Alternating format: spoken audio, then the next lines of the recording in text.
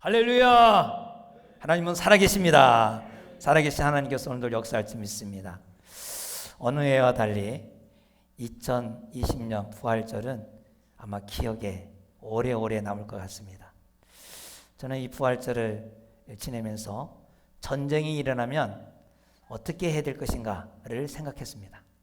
아마도 전쟁이 일어나면 아마도 어떻게 해야 될까?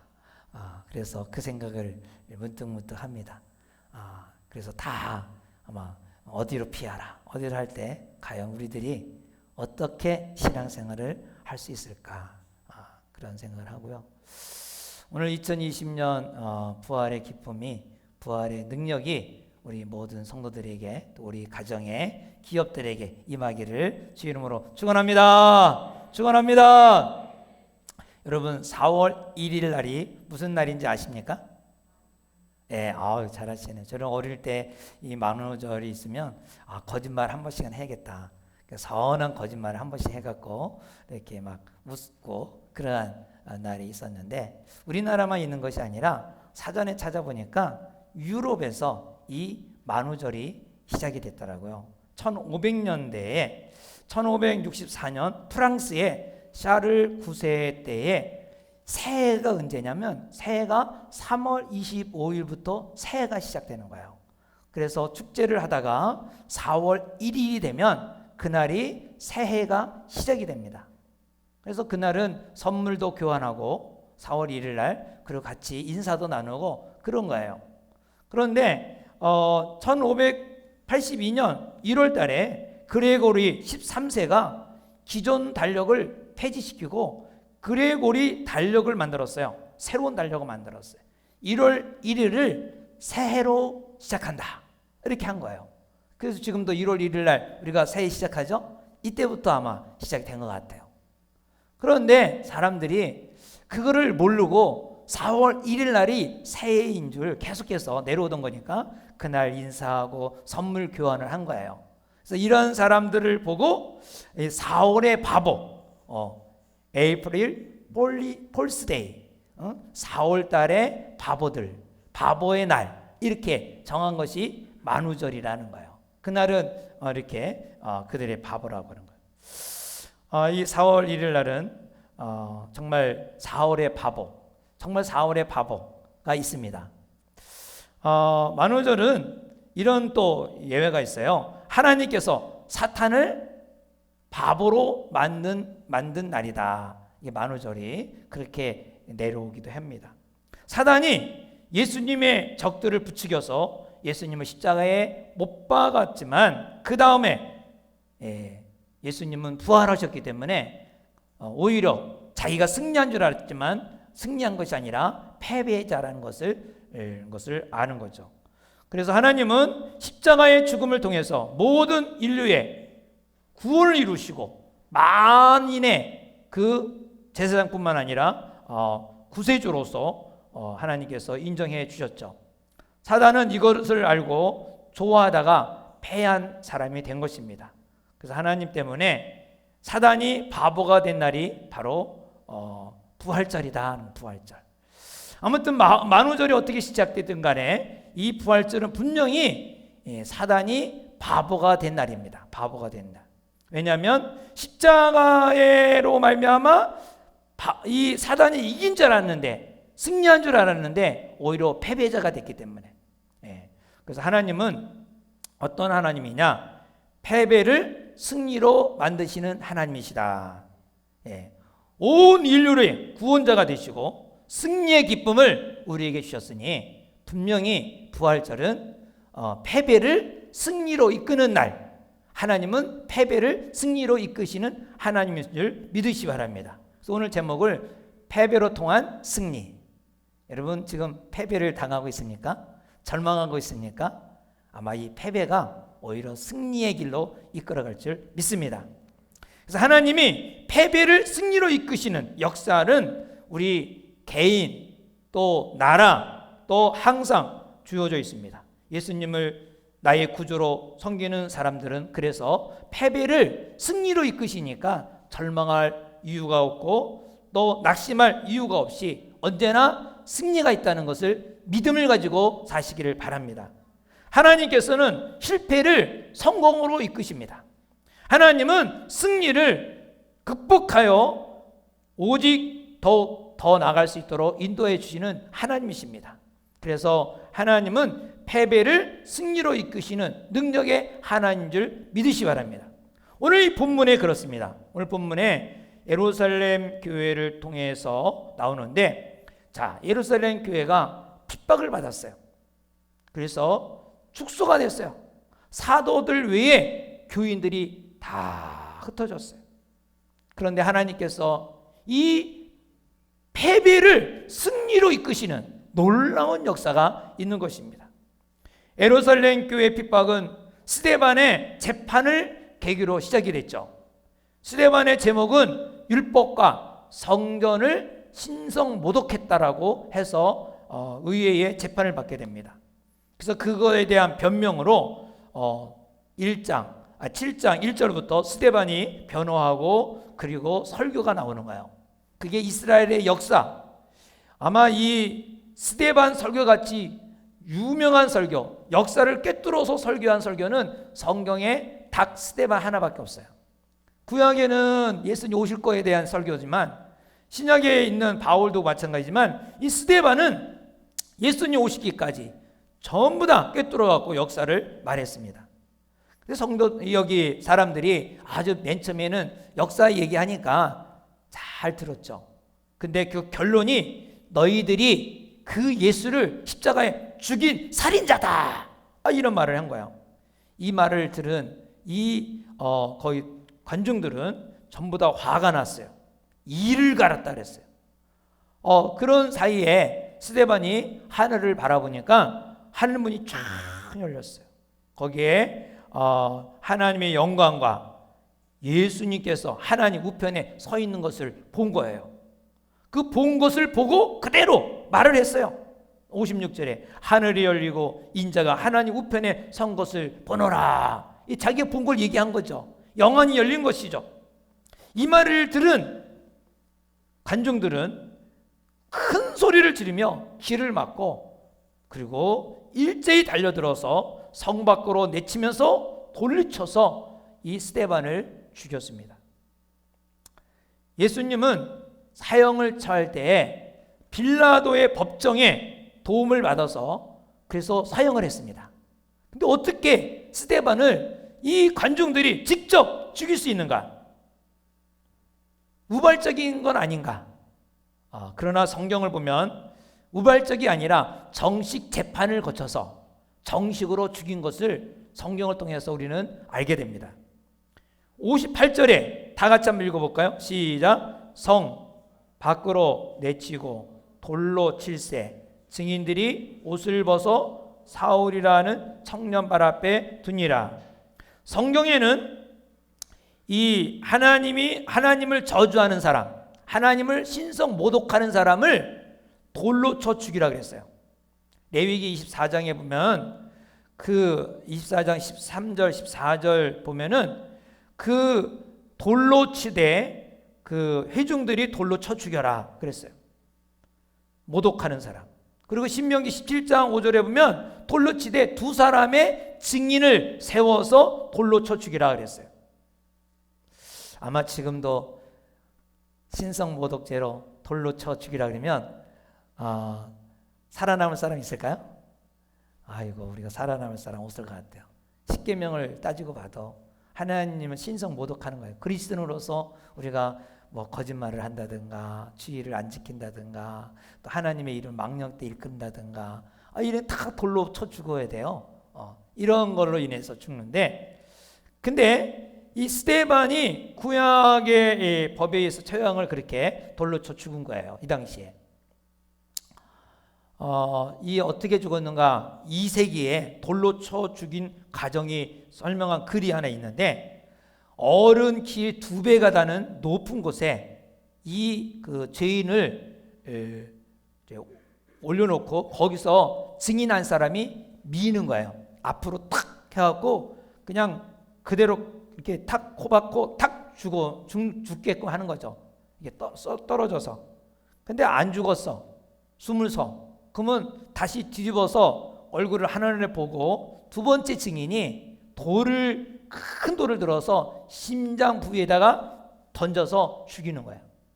그럼 또 안 죽었어. 그러면 이제 거기 관중들이 모두가 이제 돌을 들어서 그 다음에 죽이는 거예요. 그래서 하여튼 이래든 저래든 돌을 맞아 죽는 거죠. 예수님은 십자가에 못 박아 죽으셨고, 스데반은 이렇게 돌을 맞아 성 밖에 던져서 돌을 맞아 죽은 거죠. 이때부터 교회가 탄압이 됐습니다. 히브리파 사람들은 그렇게 많지 않는 예루살렘 교회, 거의 헬라파 유대인들이 자기의 고향으로 가든지 예루살렘 교회를 다 떠났습니다.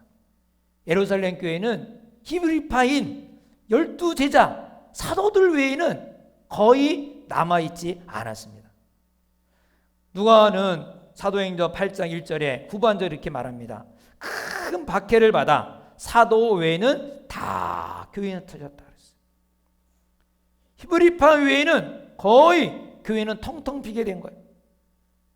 아마도 오늘날 코로나 바이러스로 인해서 교회가 텅텅 빈다, 이 표현할 수가 있어요.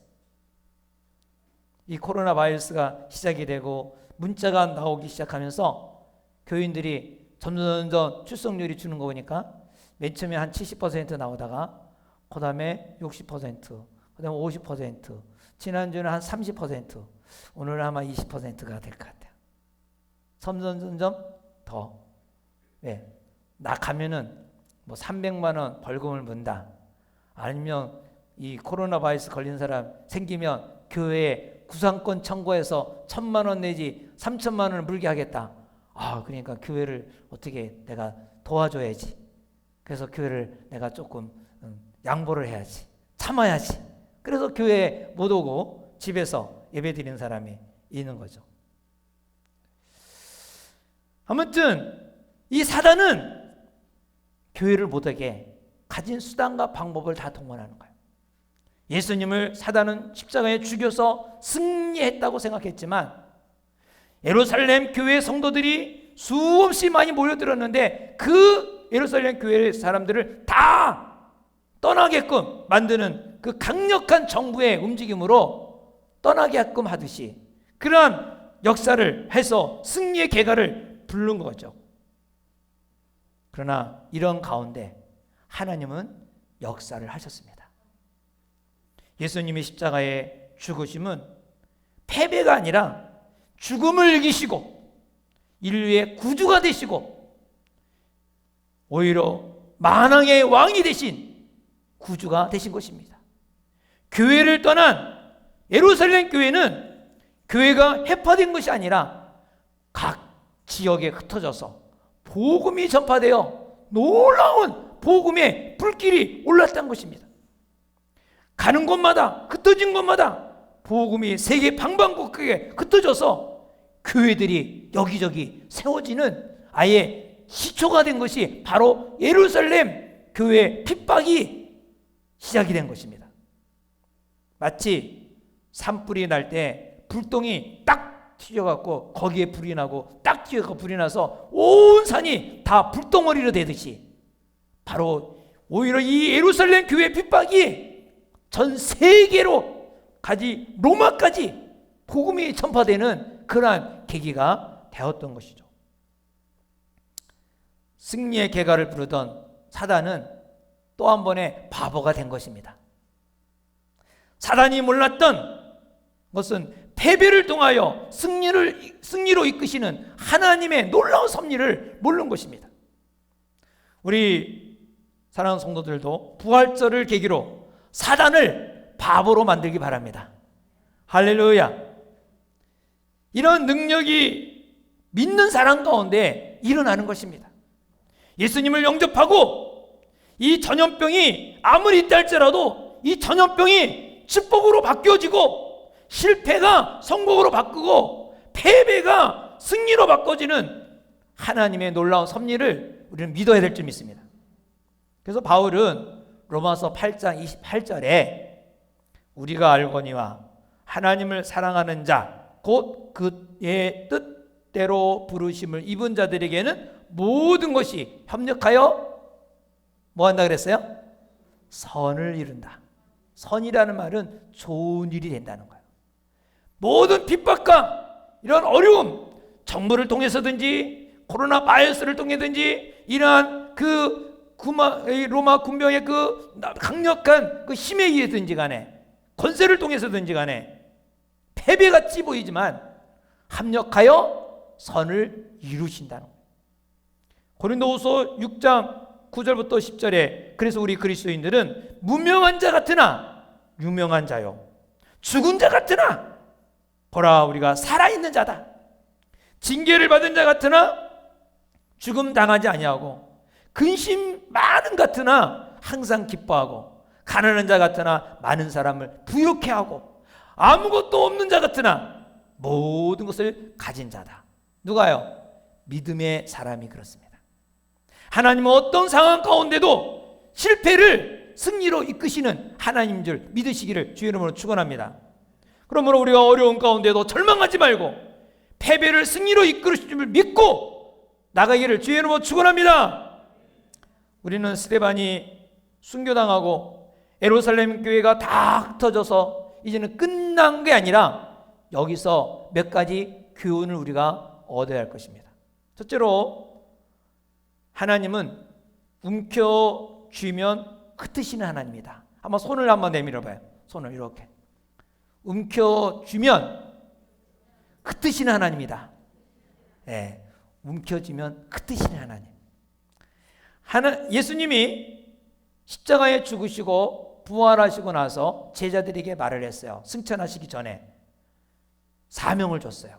사도행전 1장 8절에 뭐라고 그랬습니까? 오직 성령이 너희에게 임하시며 너희가 권능을 받고 예루살렘과 온 유대와 사마리아와 땅끝까지 이르러 내 증인이 되라. 할렐루야. 그런데 예루살렘 교회를 보면 축복을 엄청 받았어요. 교회가 기하학적으로 성장했어요. 그런데 예수님의 명령을 이행해야겠다는 의지가 전혀 없어요. 전혀 없어. 자기네들끼리만이 도와주고 자기네들 것만이 나누고 자기네들 것만이 기뻐하고 축제하는 거예요. 얼마나 많은 기적과 표적들이 일어나는지 몰라요. 숫자적으로나 축복으로나 얼마나 많은 일이 있는지 몰라요. 그러나 그것을 움켜쥔 거예요. 자기들만이 좋아한 거예요. 세계로 땅끝까지 전파해야 되는데, 영혼구호 제자 삼아서 교회를 전도해야 되는데, 세워야 되는데 할 의지가 없어요. 하나님은 그래서 움켜쥐은 자를 흩으신 거죠. 하나님은 나라와 민족이나 개인을 선택할 때 목적이 있습니다. 여러분 한 사람 한 사람 부를 때 다 하나님의 뜻이 있습니다. 그 목적이 뭡니까? 여러분을 통하여, 나를 통하여 복의 근원이 되기 원합니다. 여러분이 복을 받기를 원하세요? 복의 근원이 되기를 원하세요? 여러분 복의 근원이 나만 복 받고 잘 살라는 게 아니에요. 이 복 받은 거를 어떻게 해요? 나누기를 원하세요. 근원이니까 나누는 거죠. 그래서 아브라함을 부를 때 이 창세기 12장 2절 3절에 보면 내가 너로 큰 민족을 이루고 내게 복을 주어 내 이름을 창대케 하리니 너는 복이 될지라. 할렐루야. 우리로 하여금 복의 근원이 되게 하라는 것은 우리를 부르실 때 그걸 잊지 말라는 거예요. 복의 근원이라는 걸 잊지 말라는 거예요. 복의 근원. 그래서 복을 꽉 잡고 있지 말고 그것을 나누라는 거예요. 그것을 베풀라는 거예요. 여러분 우리의 삶은 어떻습니까? 꽉 움켜잡는 삶입니까? 나누는 삶입니까? 우리의 목장이 어떠한 목장입니까? 선교사님을 지원해야겠다, 어떻게든지 섬기겠다는 그런 마음으로 목장을 모입니까? 그냥 우리끼리 먹고 우리끼리만 하자 합니까? 우리 교회가 어떠한 교회입니까? 하나님은 우리를 교회를 부르시고 세우실 때, 목장을 세울 때, 여러분 하나님이 우리 사람을 세울 때 나만 잘 먹고 날 자기 위해서 움켜잡기만 위해서가 아니라 그것을 베풀고 나누기를 원하는 거예요. 복의 근원이 되라는 것이에요. 그래서 누군가 도와달라고 하면 손을 내밀면 인색하거나 그것을 외면하지 말고 그것을 아주 적더라도 최선을 다하여 손을 그 부끄럽지 않은 손이 되도록 도와주라는 거죠. 여기서 선교를 달라고 하면 선교위를 보내달라는 거죠. 이번에 사실 교회 목장 예배도 안 드리고 이렇게 선교비도 얼마나 안 들어오고 그러니까 이 문자를 제가 보내서 이 4월부터는 사실은 3월부터 못 보낼 건데 못 보내겠습니다 하고 문자를 작성해 갖고 딱 보내려고 하는데 우편함에 보니까 편지가 하나 들어와 있어요. 편지에 딱 보니까 지금 상황이 얼마나 어려운지 모릅니다. 사모님이 그래도 요양사로 해갖고 이렇게 가서 다니면서 일도 하고 그래갖고 좀 가게도 하고 그러고 또 노인정도 가서 이렇게 하고 하는데 그 일도 다 끝나고 못 한다는 거. 나갈 수 없고 또 교인들도 시골 분들이니까 동시 영상을 어떻게 하겠어요? 우리 실버들도 보니까 하겠어요. 그러니까 난 못해 안 하신다고. 그리고 경부에서 가지 말라 그러죠. 아이들이 가지 말라 그러죠. 교회는 텅텅 비어 있고 실시 영상도 할 수도 없고 그래서 이게 참 어렵다고 편지가 딱 온 거예요. 이걸 보면서 차마 문자를 못 보냈어요. 보내고 지난날에도 어떻게 해서라도 이렇게 만들어 갖고 보냈는데 정말 여러분 이런 거 저런 거 보면은 하나님은 모으는 대로 어떻게 한다? 흩으신 하나님이다. 이거 우리가 생각해야 될 줄 아니 생각 많이 해야 되겠습니다.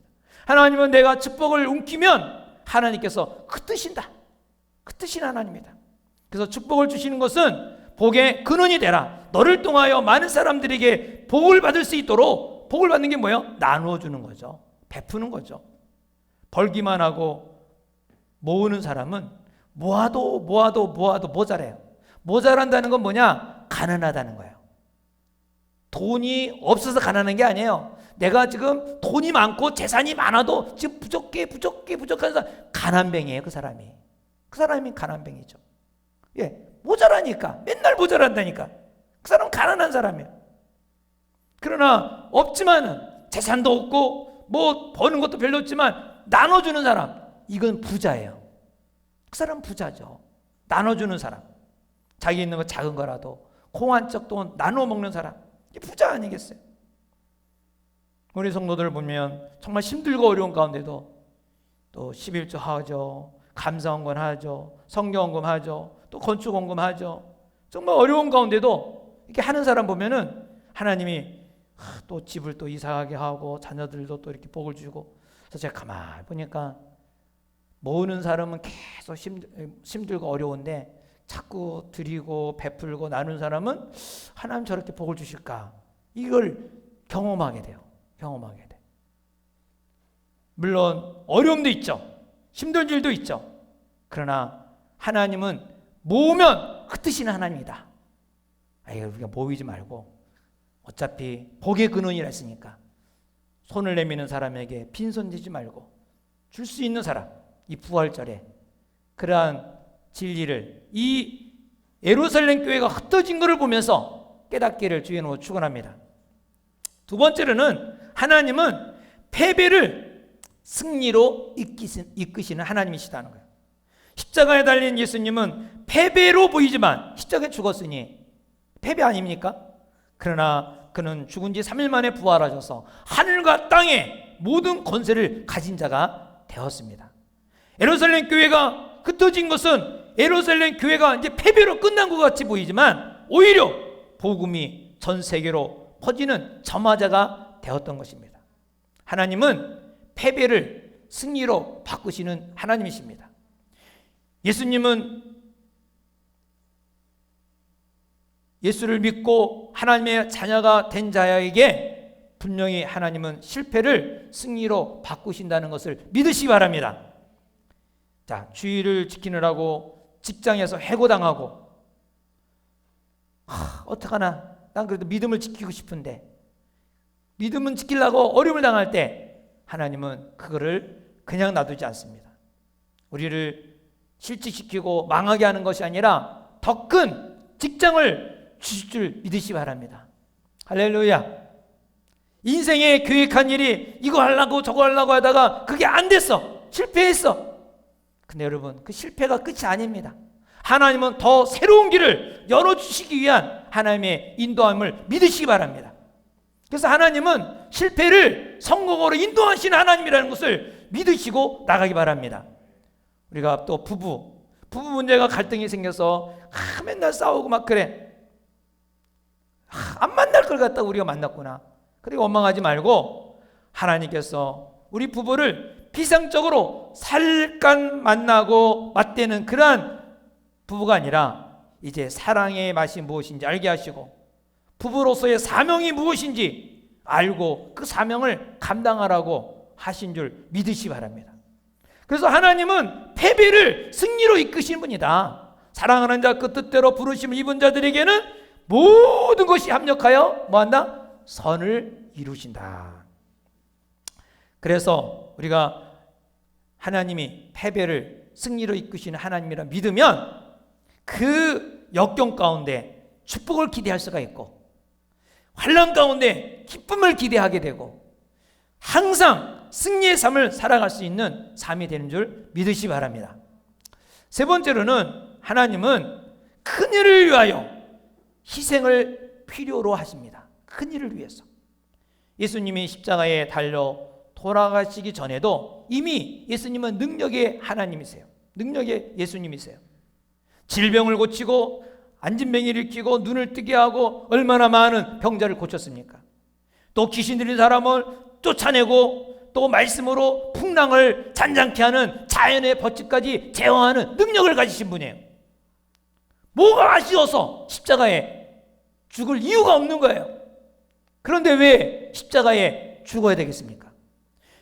예수님의 십자가에 죽은 이유는 죄를 멸해야 되기 때문에 인류의 모든 죄를 멸하지 않고는 어느 누구도 구원받을 수 없기 때문에 인류의 죄를 멸하기 위해서 예수님의 십자가에 죽으시고 마귀를 귀신을 멸하기 위해서 예수님이 십자가에 못 박아 죽으신 것입니다. 예수님은 또한 이 땅에 오셔서 바로 이 모든 일을 일하는 가운데 특별히 죽음을 정복하기 위해서. 왜냐하면 예수님이 죽음을 정복하여 십자가에 죽으시고 부활하셔야 되니까. 부활은 죽지 않으면 부활이 없어요. 우리가 모두가 죽음을 두려워하잖아요. 죄의 문제 해결하고 죽음의 문제 해결하고 이 우리의 생활 속에서 마귀가 역사하는 이 귀신, 마귀를 제어하는 그러한 능력을 우리에게 주시기 위해서 예수님은 십자가에 죽으신 것입니다. 그래서 여러분 마가복음 16장에 보면은 믿는 자에게는 표적이 따르리니, 그렇죠? 귀신을 쫓아내고 손을 얹어준 나은 역사가 있고 독을 마셔도 해를 당하지 아니하고 뱀을 집어 올리며 그런 역사가 있잖아요. 예수님이 십자가에 죽으시고 부활하심으로 말미암아 죽음을 이기게 하시고 귀신을 쫓아낼 수 있는 능력을 우리에게 주신 것입니다. 예루살렘 교회는 아주 번성하는 교회입니다. 이런 교회처럼 지역 교회들이 그렇게 세워지기 위해서 희생을 바로 스데반의 죽음을 하나님이 허락하신 것입니다. 스데반의 죽음은 세계로 퍼져나가서 예루살렘 교회 같은 교회를 세우는 세계적인 교회를 세우게 된 계기가 스데반의 죽음인 것이죠. 또 더 큰 이익은 사도 바울의 회심입니다. 기독교의 기초를 쌓은 것은 예수님이 큰 일을 했지만 그 다음에가 바울이잖아요. 바울은 예수님을 믿기 전에 사울이었고 기독교를 박해하던 자입니다. 오늘 본문에도 나오잖아요. 58절에 성 밖으로 내치고 돌로 칠세 증인들이 옷을 벗어 사울이라는 청년 앞에 발 앞에 두니라. 8장 1절에도 사울은 그가 죽임 당함을 마땅히 여기더라. 3절에 사울이 교회를 잔멸할세 각 집에 들어가 남녀를 끌어다가 옥에다가 넘기니라. 사울은 성격이 아주 극단적이고 무슨 일을 하든지 아주 적극적인 것 같아요. 예수 믿는 사람이 예루살렘에서 도망하여 다메섹에 모였다는 소식을 들었어요. 이 예루살렘에서 다메섹으로 모였다는 소식을 듣고 거기 가서 그 예수 믿는 사람을 잡아야겠다. 그래갖고 가다가 예수님을 만나잖아요. 사도행전 9장 3절부터 보면 사울이 길을 가다가 다메섹에 가까이 이르니 호련히 빛으로부터 하늘로부터 빛이 그를 둘러 비추니라. 땅에 엎드려 소리가 있어 이르되 사울아 사울아 내가 어찌하여 나를 핍박하느냐. 대답하여 이르되 주여 누구십니까? 나는 네가 핍박하는 박해하는 예수다. 예수님을 직접 만났어요. 예수님을 직접 만나게 됐어요. 예수님을 만나는 순간 완전히 사울이 바울로 바뀌었어요. 여러분 예수님 만났습니까? 예수님 만나면 변하게 돼 있어요. 예수님은 패배를 성공으로 승리로 이끄시는 분이기 때문에 예수님을 만나면 인생의 역전 인생이 되는 거예요. 사도행전 22장에 보면 스데반을 잊지 못하는 고백을 합니다. 이제 스데반의 죽음이 큰 영향력을 끼치게 되는데 바로 이 바울도 25년이 지난 다음에 스데반 같이 동일한 재판을 받게 돼요. 자기도 이제 예수를 핍박하던 사람이 자기도 이제 신성 모독죄로 의회 앞에 재판을 받게 됩니다. 그때 22장 19절부터 20절에 말을 해요. 내가 말하기를 주님 내가 주를 믿는 사람을 가두고 각 회당에 때리고 주의 증인 스데반을 피를 흘릴 때에 내가 곁에 서서 찬성하고 그 죽이는 자들의 옷을 지키는 줄 그들도 아나이다. 25년이 지났는데 스데반의 죽음을 바울이 말하고 있어요.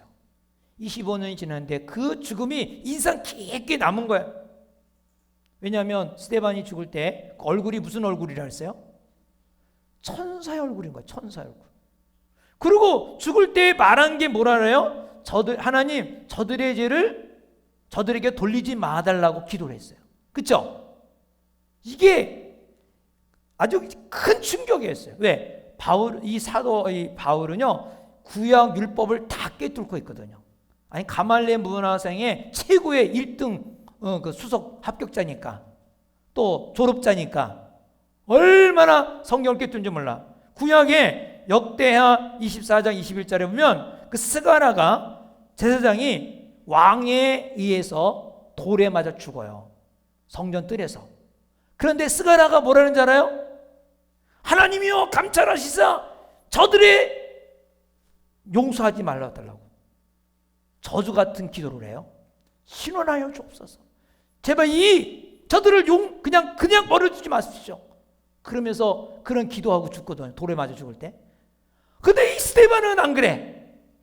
얼굴도 평화가 넘치고 오히려 저들의 죄를 용서해달라고 기도하는 모습이니까 얼마나 큰 충격이었어요. 그 충격인데 스데반은 어떤 마음이 가질게 그럴까. 그럼 가운데 다메섹에서 예수님 만나고 확 변화되어서 그 스데반을 연상하지 않겠어요? 야, 이 스데반이 이 예수님을 전하더니 바로 이분이구나 깨닫게 됐죠. 여러분 스데반은 죽을 때 세계로 복음이 전파될 것을 모르고 죽었어요. 스데반의 죽음은 바울이 개종될 줄 모르고 죽었어요. 심지어 스데반을 장사한 경건한 사람들 장사하고 크게 울었더라 2절에 말하고 있어요. 이 경건한 사람들도 스데반의 죽음은 그냥 무의미하다고 생각했어요. 아유 젊은 사람이 일찍 죽었네 안타까워 정말 안타깝다 그러면서 울은 거예요. 울면서 그 장사 지냈어요. 그러나 여러분 스데반의 죽음은 무의미한 죽음도 아니고 낭비의 죽음도 아니었습니다. 패배를 승리로 바꾸시는 하나님은 이 사울이라는 큰 그릇을 세워주시는 계기가 되었던 것입니다. 이런 하나님의 역사는 우리 주위에도 얼마든지 일어나고 있습니다. 예수님을 잘 믿는다고 하는 분 보면은 참 어려움을 당할 때가 있어요. 어떤 것은 순간순간 잘 피하기도 하지만 피하지 못하고 그 일을 당하여서 엄청난 어려움을 당해요. 어떤 분은요, 자녀가 세상을 먼저 떠나는 사람도 있어요. 왜 하나님을 잘 믿는데, 왜 하나님을 잘 섬기는데 저 집은 풀리지 않을까? 저 집은 왜 저렇게 자녀가 못된 길로 갈까? 왜 저렇게 어려움이 생길까? 아무리 하나님께 물어봐도 하나님은 대답하지 않으세요. 묵묵다답. 그러나 본인도 모르고 우리들도 모르지만 하나님은 큰 일을 이루고 계시다는 것을 믿으시기 바랍니다. 왜냐하면 축복을 주시기 위하여 하나님은 고난을 주시는 것입니다. 하나님은 큰 일을 이루기 위해서 큰 희생, 역경을, 힘든 희생을 허락하신 것입니다. 눈물 흘리는 그 아픔, 뼈를 깎는 아픔, 그 희생을 통하여 하나님은 큰 일을 이루시는 거예요. 성경에 보면 요셉 보면 그걸 또 우리가 알 수가 있지 않습니까? 요셉은 까닭 없이 괜히 아버지 심부름 갔다가 괜히 종으로 팔려갔잖아요.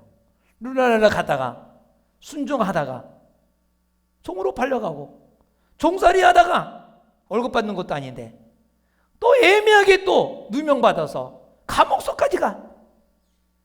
또 감옥에서 좀 내 사정을 좀 잘 알아갖고 날 좀 풀어줘라. 그렇게 했는데 배신을 때려. 완전히 인생이 바닥 치는 거 아니겠습니까? 끝이 안 보이는 인생. 어떻게 나아가야 될지 알 수 없는 요셉. 그러나 때가 되니 하나님이 큰 일을 이루지 않습니까? 총리가 되고 가난 속에 있는 식구들을 다 먹여 살리는 그런 놀라운 역사. 여러분, 어려움이 닥칠 때 이유를 묻지 말고 하나님을 의지하고 나가기 바랍니다. 어떤 일을 시작해도 하나님을 전적으로 의지하기 바랍니다. 그래서 제가 요즘에 전쟁이 일어나면 어떻게 할까 이 생각이 난 거예요. 한 번쯤은 이런 코로나로 걸러서 이 성도들의 움직임을 보고 그리고 더 위기가 닥칠 때는 네가 어떻게 해야 되는가 이런 것들도 생각해 볼 수 있는 계기가 되는 거죠. 사랑하는 여러분, 마냥 우리가 번성하고 잘 되는 것만 아니잖아요. 때로는 하나님이 흩으실 때 우리가 어떻게 살아야 되겠습니까? 그러나 그 고통이 그것으로 끝나는 것이 아닙니다. 언젠가는 이 세상에서 그 고통이 왜 고통을 당하는지 밝혀지게 될 것이고 밝혀지지 않을지라도 하나님 앞에 가면 다 밝혀지게 됩니다. 그때 가서 그렇구나. 그런 고난 통하여 이런 일이 있었구나. 아마 이 코로나 바이러스도 이것도 하나님이 큰 섭리가 있을 것 같아요. 우리는 알 수가 없어요. 저도 알 수 없어요. 그러나 사단이 이렇게 장난치고 정부를 통해서 우리의 마음들을 딱 흔들어 놓고 있는데 그게 계속 그러면서 아주 휘스미 미소를 짓지 않겠어요? 사단이 얼마나 왜? 교회라는 공동체는 모이는 것인데 모이는 것이 교회인데 흩어놓는 작업을 사단이 하고 있으니까 계속 하고 있지만 이것이 결코 마귀에게 웃음만 주는 건 아니에요. 사단에게만 웃음 주는 게 아니에요. 하나님은 반드시 이걸 통하여 섭리가 있고 뜻일 줄 믿습니다. 고난을 통하여 하나님이 우리에게 주시는 이유, 첫째로는 우리를 변화시킨다는 거예요. 변화시켜줘요. 고난이 있을 때 변화가 일어나요.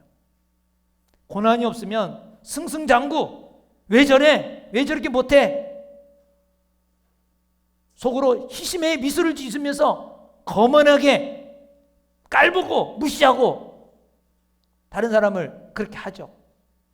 그런데 고난을 통하여 겸손해지면서 주님을 신뢰하게 되고 의지하게 되죠. 고난이 또한 크면 클수록 더 큰 상이 있다는 것을 믿으시기 바랍니다.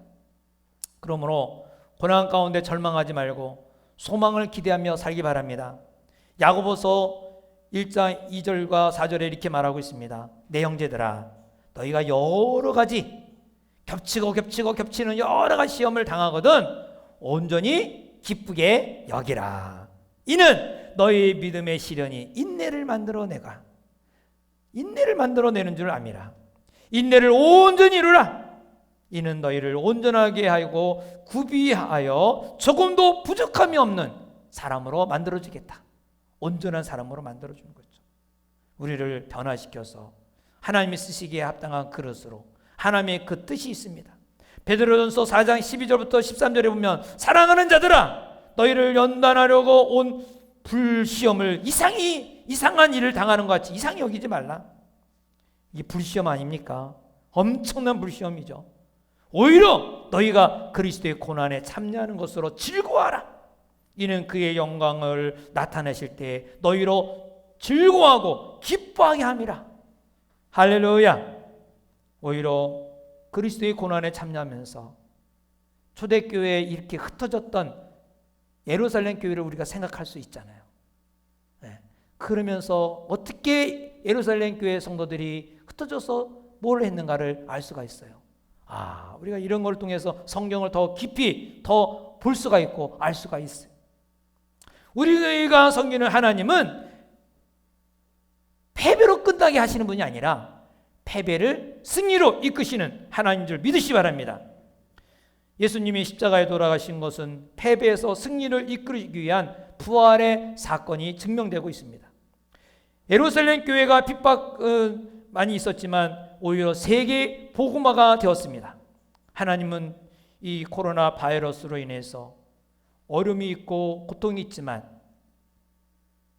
그러나 우리를 좌절하거나 낙심하지 않게 하나님 반드시 우리 하나님의 뜻인 줄 믿으시기 바랍니다. 실망을 기쁨으로 좌절을 통해서 새로운 길로 바꿀 줄 믿으시기를 주의 이름으로 축원합니다. 축원합니다. 우리 다 같이 기도하겠습니다. 패배를 승리로 이끄시는 하나님, 지금 우리 인생이 패배당했다고 생각합니까? 사업이 절단 나왔다고 생각합니까? 우리 가정이 이제 끝났다고 생각합니까? 우리 인생이 이제는 더 이상 소망이 없다고 생각합니까? 우리 부부가 더 이상 살 수가 없다고 끝났다고 생각하십니까? 마귀는 웃겠죠. 휘샘에 미소를 짓겠죠. 자기 계획대로 다 되었다고. 그러나 하나님은 결코 패배를 패배로 만들지 않으시고 승리로 이끄시는 하나님이십니다. 우리는 이 믿음을 가지고 이 부활절 죽음으로 끝나지 않고 부활하셔서 만유의 주가 되시고 우리의 구원주가 되신 주님 앞에 기도하기를 원합니다. 우리가 힘들고 어려운 모든 고통을 승리로 이끄실 줄 믿고 끝까지 인내하게 하시고 기뻐하게 하시고 오히려 주님 앞에 더 나가기 원합니다. 다 같이 함께 한 마음으로 기도합시다.